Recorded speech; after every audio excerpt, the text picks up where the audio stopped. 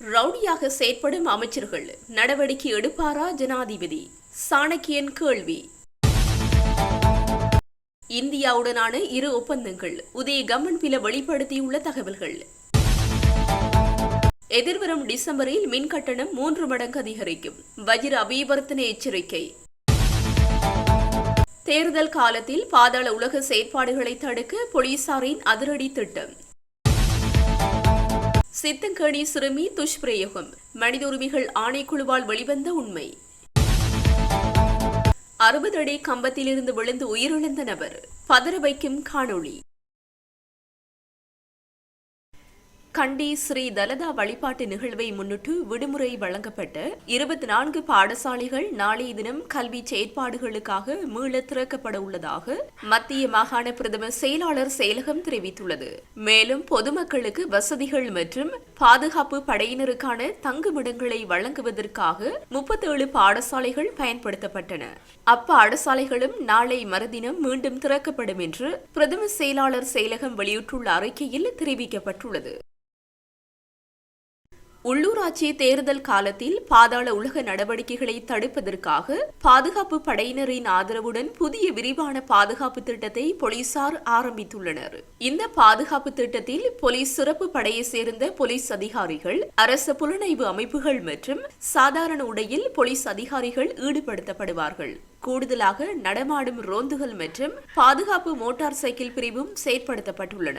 கொலன்னாவை உள்ளூராட்சி மன்ற தேர்தல் வேட்பாளர் டான் பிரியசாத்தின் கொலையை தொடர்ந்து சில நபர்களின் தொடர்புகளின் அடிப்படையில் பாதாள உலக குற்றங்கள் நடந்திருக்கலாம் என்றும் போலீசார் சந்தேகிக்கின்றனர். பல்வேறு அரசியல் கட்சிகளை ஆட்சேர்ப்பு செய்வதற்கு பாதாள உலகம் மிகவும் நுட்பமான தந்திரோபாயங்களை பயன்படுத்தக்கூடும் என்றும் போலீசார் சந்தேகிக்கின்றனர். வன்னி மாவட்டத்தில் தேசிய மக்கள் சக்தியின் ஒரு பாராளுமன்ற உறுப்பினருக்கு எதிராக ஊழல் குற்றச்சாட்டுகள் உள்ளன. இவை தொடர்பாக ஜனாதிபதி பொறுப்பு கோருவாரா என்று பாராளுமன்ற உறுப்பினர் ரா சாணக்கியன் கேள்வி எழுப்பியுள்ளார். வவுனியா புளியங்குளத்தில் இடம்பெற்ற தமிழரசு கட்சியின் பிரச்சார கூட்டத்தில் கலந்து கொண்டு கருத்து தெரிவிக்கும் போதே அவர் இவ்வாறு தெரிவித்தார். அவர் தொடர்ந்தும் தெரிவிக்கையில், வடகிழக்கு தமிழ் மக்கள் ஓரணியாக நின்றால் மாத்திரமே எமக்கு நிரந்தரமான ஒரு அரசியல் தீர்வு இந்த நாட்டிலே வரும் என்ற நம்பிக்கையில் வாழ முடியும். இல்லை என்றால் பலமிழந்த ஒரு சமூகமாகவே நாங்கள் தொடர்ந்து இருப்போம். தமிழரின் இருப்பை தக்க வைத்துக் கொள்வதற்காக தமிழரசு கட்சி மாத்திரமே இன்று நேர்மையாக செயற்பட்டு வருகின்ற ஒரு கட்சி. அதற்கு பல உதாரணங்களை கூறலாம். எங்கள் பிரச்சினைகள் பற்றி சர்வதேச சமூகத்திடம் நாங்கள் மாத்திரமே குரல் கொடுக்கின்றோம். அண்மையில் வருகை தந்த பாரத பிரதமரை நாம் சந்தித்தோம். அவரை சந்திப்பதற்கு எமது கட்சியை சேர்ந்தவர்களும் மற்ற தமிழ் தேசிய பிரதிநிதிகளையும் மக்கள் பாராளுமன்றம் அனுப்பாவிட்டால் அவரை சந்திக்கும் அரசியல் குழுவில் சிங்களவர்கள் மாத்திரமே அங்கம் வகித்தனர். அவர்கள் அந்த ரவுடி அமைச்சரையாவது கொண்டு போயிருக்கலாம். அண்மையில் முல்லைத்தீவில் மீனவ சங்க தலைவர் மீது ரவுடி அமைச்சரின் கும்பல் பலமான தாக்குதலை செய்திருக்கின்றது. அவரது அடாவடித்தனத்தை காட்டியும் வன்னி மண்ணில் அடிவாங்காமல் போயுள்ளார் என்றால் அமைச்சர் என்ற பதவிக்கு அந்த மக்கள் மரியாதை கொடுத்துள்ளனர். இந்த ரவுடி அமைச்சரின் தலைவரான ஜனாதிபதி நேற்று மாங்குளம் சென்றிருந்தார். அங்கு ஒரு தொழிற்பேட்டை வலயம் ஒன்றை அமைப்பதாக சொல்லியிருக்கிறார். ஆனால் பாராளுமன்றத்தில் வரவு செலவு திட்ட விவாதத்தில் மாங்குளம் என்ற வார்த்தையே வரவில்லை. எனவே தேர்தலுக்காக சொல்லும் பொய் வார்த்தைகளே இவை. சிங்கள மக்களும் ஜனாதிபதி சொல்வது போல் ஒரு தாய் பிள்ளைகளாக வாழலாம் என்ற மனநிலையில் இருப்பதாக நான் நம்பவில்லை. இனவாதிகளான கோட்டபய அரசாங்கம் தங்களுடைய இனவாத பணியை சரியாக செய்ய தவறியமையாலேயே இன்று இந்த இனவாதிகளுக்கு அந்த மக்கள் வாக்களித்துள்ளனர். கோட்டாவை விட மோசமான இனவாதிகள் இவர்கள். சிங்கள பேரினவாத நாடாக தொடர்ந்து இலங்கையை வைத்திருப்பதே அவர்களின் எண்ணம். அதற்கு தடையாக இருப்பவர்கள் இலங்கை தமிழரசு கட்சியை சேர்ந்தவர்களே. இதனை மக்கள் மனதிலே வைத்திருக்க வேண்டும். எதிர்வரும் தேர்தலில் அதனை வெளிப்படுத்த வேண்டும். மக்களின் ஆதரவு எமது கைகளுக்கு வந்தால் மாத்திரமே நாங்கள் செய்யும் போராட்டம் வலுவாக இருக்கும். வன்னி மாவட்டத்தில் தேசிய மக்கள் சக்தியின் ஒரு பாராளுமன்ற உறுப்பினருக்கு எதிராக ஊழல் குற்றச்சாட்டு உள்ளது. அவர்கள் அரசு ஊழியர்களாக இருந்தபோது பெண்களுக்கான வாழ்வாதார திட்டத்திற்காக வந்த நிதியை மோசடி செய்ததாக குற்றச்சாட்டுகள் உள்ளன. விசாரணை செய்யப்பட்டுள்ளது. இதுபோல பல விடயங்களை நான் பாராளுமன்றிலே தெரிவித்துள்ளேன். ரவுடியாக செயற்படும் அமைச்சர்கள் உள்ளனர். எனவே ஜனாதிபதி இதற்கெல்லாம் பொறுப்பு கூறாவிட்டால் இந்த தேர்தலில் இந்த அரசு தோல்வியடைவதை எவராலும் மாற்ற முடியாது என்றார். சித்தங்கேணி சிறுமியொருவர் பாலியல் துஷ்பிரயோகம் செய்யப்பட்டமை தொடர்பாக 3 சந்தேக நபர்கள் கைது செய்யப்பட்டமை தொடர்பில் இலங்கை மனித உரிமைகள் ஆணைக்குழுவின் யாழ்ப்பாண அலுவலகத்தின் நடவடிக்கையின் மூலமே வெளிக்கொணரப்பட்டது என பிராந்திய இணைப்பாளர் கனகராஜ் தெரிவித்துள்ளார். இச்சிறுமி 12 வயதிலிருந்தே துஷ்பிரயோகத்திற்குள்ளாகியுள்ளார். கடந்த 24/4/2024 அன்று இச்சிறுமி எமது அலுவலகம் வருகை தந்து தனக்கு ஏற்பட்ட துஷ்பிரயோகத்தை முறையிட்டார். எமது அலுவலகம் துரிதமாக செயற்பட்டு அன்றைய தினமே வடமாகாண நன்னடத்தைகள் திணைக்கள ஆணையாளர் ஊடாக யாழ்ப்பாண வைத்தியசாலையில் அனுமதிக்கப்பட்டு மருத்துவ பரிசோதனைக்குட்படுத்திய நிலையிலேயே சந்தேக நபர்கள் கைது செய்யப்பட்டுள்ளனர் என்பது குறிப்பிடத்தக்கது. கல்வி பொது தராதர உயர்தர பரீட்சையில் உயிரியல் விஞ்ஞான பிரிவில் யாழ்ப்பாணத்தைச் சேர்ந்த இரட்டை சகோதரர்கள் 3A சித்திகளை பெற்று சாதனை படைத்துள்ளனர். 3A சித்திகளை பெற்றது மாத்திரமின்றி அகில இலங்கை ரீதியில் 3ஆம் மற்றும் 5ஆம் இடங்களையும் மாவட்ட மட்டத்தில் 1ஆம் மற்றும் 2ஆம் இடங்களையும் பெற்றுள்ளனர். யாழ் கொக்குவில் தலையாளி வைரவர் கோவிலடியைச் சேர்ந்த ஜமுனானந்தா பிரணவன் மற்றும் ஜமுனானந்தா சரவணன் ஆகியோரை இவ்வாறு சாதனை படைத்துள்ளனர். யாழ் போதனா வைத்தியசாலையின் பிரதி பணிப்பாளர் வைத்தியர் ஜமுனானந்தாவின் புதல்வர்களான இவர்கள் யாழ் இந்து கல்லூரி மாணவர்களும் ஆவர். யாழ் இந்து கல்லூரியில் இம்முறை 55 மாணவர்கள் 3A சித்திகளை பெற்றுள்ளனர். அதேவேளை 33 மாணவர்கள் 2A சித்திகளையும் 18 மாணவர்கள் 1A மற்றும் 2B சித்திகளையும் பெற்றுள்ளனர். பௌதீக விஞ்ஞான பிரிவிலேயே அதிகளவான மாணவர்கள் 3A சித்திகளை பெற்றுள்ளனர். அதற்கமைய பௌதீக விஞ்ஞான பிரிவில் 27 மாணவர்கள் 3A சித்திகளையும் 15 மாணவர்கள் 2A சித்திகளையும் 11 மாணவர்கள் 1A 2B சித்திகளையும் பெற்றுள்ளனர். உயிரியல் விஞ்ஞான பிரிவில் 22 மாணவர்கள் 3A சித்திகளையும் 13 மாணவர்கள் 2A சித்திகளையும் 5 மாணவர்கள் 1A 2B சித்திகளையும் பெற்றுள்ளனர். வணிக பிரிவில் ஒருவர் 3A சித்திகளையும் இருவர் 2A சித்திகளையும் இருவர் 1A 2B சித்திகளையும் பெற்றுள்ளனர். கலைப்பிரிவில் இருவர் 2A சித்திகளை பெற்றுள்ளனர்.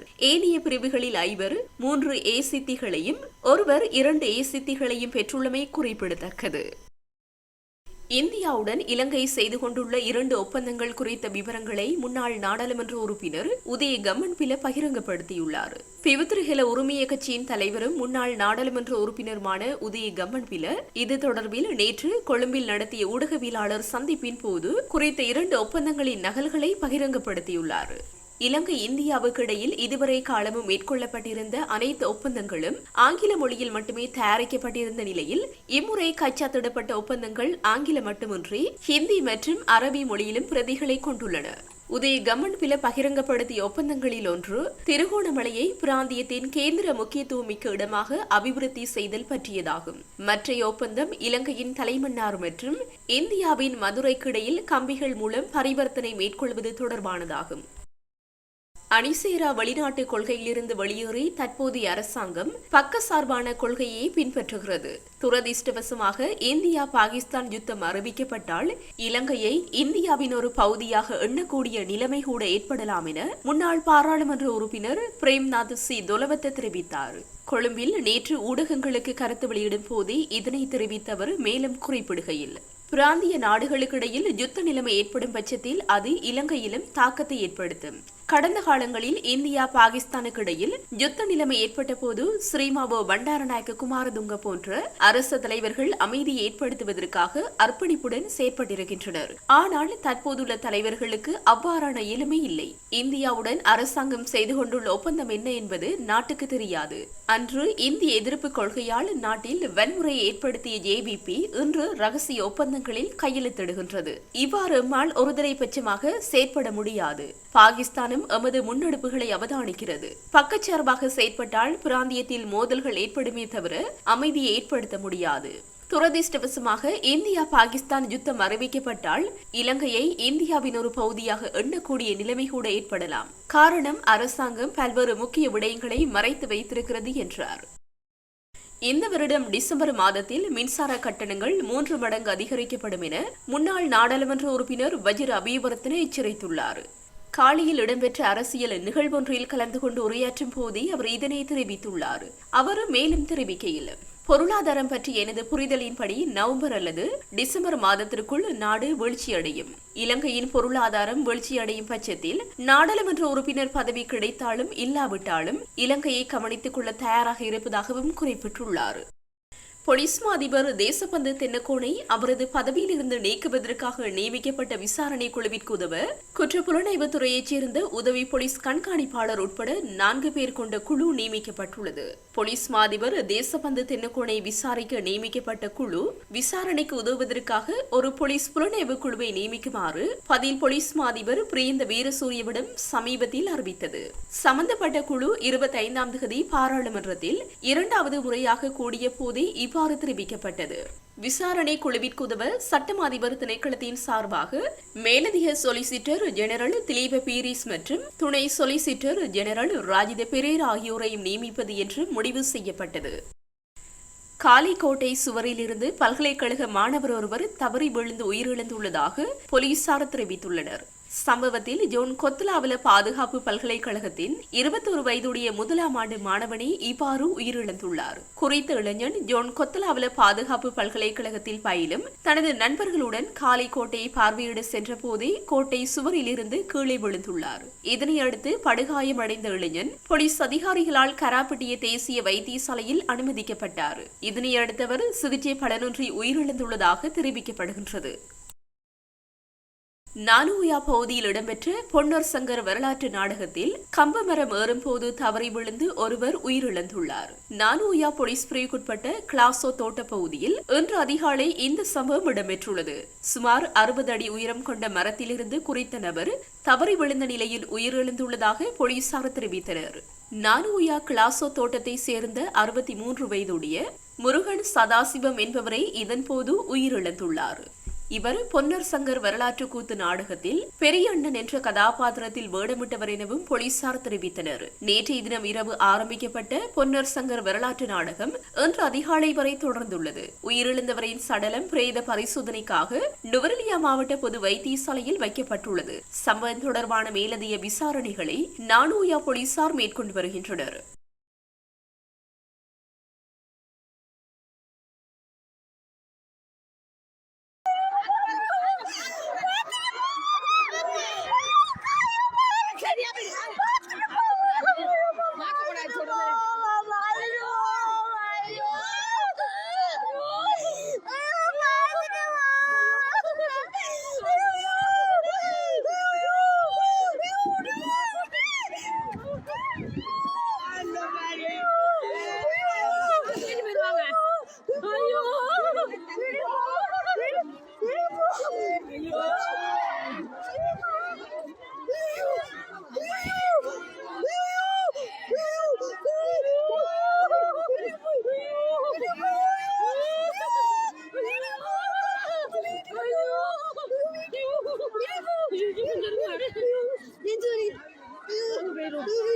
Ayo,